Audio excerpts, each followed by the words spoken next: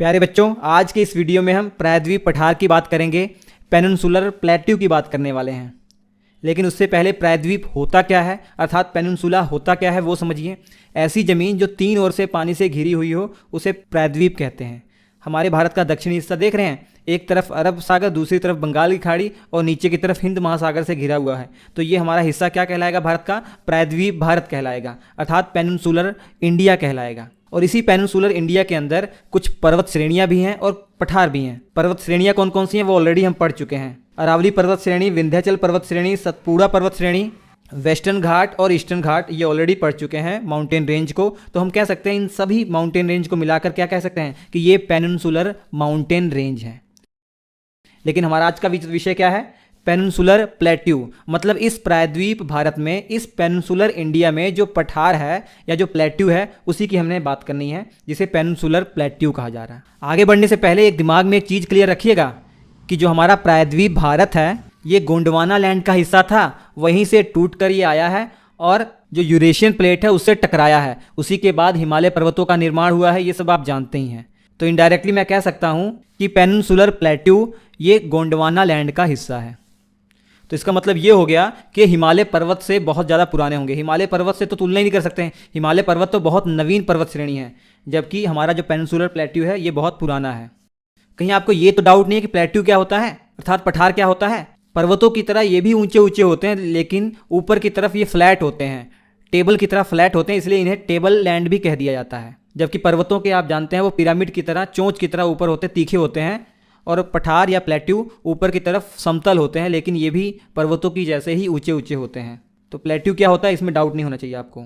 तो इस peninsular plateau का जो टोटल एरिया लगभग देखेंगे तो 16 लाख वर्ग किलोमीटर है इसका एरिया।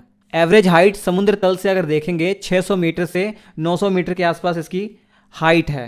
इसको भी मुख्य तौर पर दो भागों में बांटा गया है। ऊपर का हिस्सा, नॉर्थ का हिस्सा जिसे सेंट्रल हाईलैंड कहते हैं, और दक्षिण का हिस्सा डेक्कन प्लेट्यू या दक्कन का पठार कहते हैं। मतलब उत्तर की तरफ मध्य उच्च भूमि और दक्षिण की तरफ दक्कन का पठार। इसको दो भागों में बांटने का मेन कारण जानते हैं क्या है? बीच में दरार है एक, जहाँ से ताप्ती और नर्मदा नदी बहती है, जिसे हम भ्रंश घाटी या रिफ्ट वैली कहते हैं। ये दरार क्यों आई होगी? क्या आप कॉमन सेंस लगा सकते हैं? जब हमारी इंडियन प्लेट गोंडवाना लैंड से टूटकर यूरेशियन प्लेट की तरफ आ रही थी, जब ये यूरेशियन प्लेट से टकराई तो यूरेशियन प्लेट के नीचे की ओर ये धसी हुई है ना, तो जो भी प्रायद्वीप भारत में कमज़ोर हिस्सा रहा होगा वहाँ क्रैक आ गए होंगे।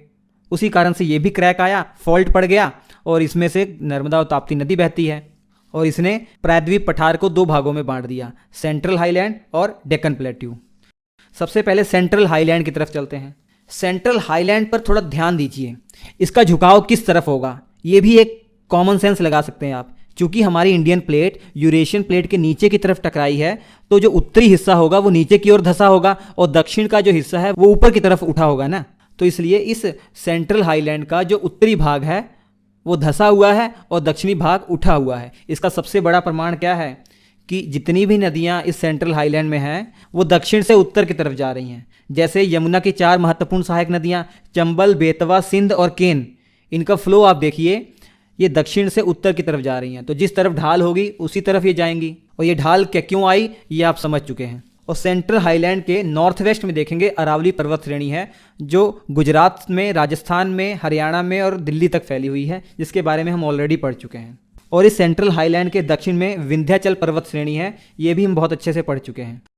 और इस सेंट्रल हाईलैंड को अलग अलग क्षेत्र में अलग अलग नामों से भी जाना जाता है। जैसे मालवा का जो पठार है, मालवा प्लेट्यू, ये सेंट्रल हाईलैंड का ही पार्ट है।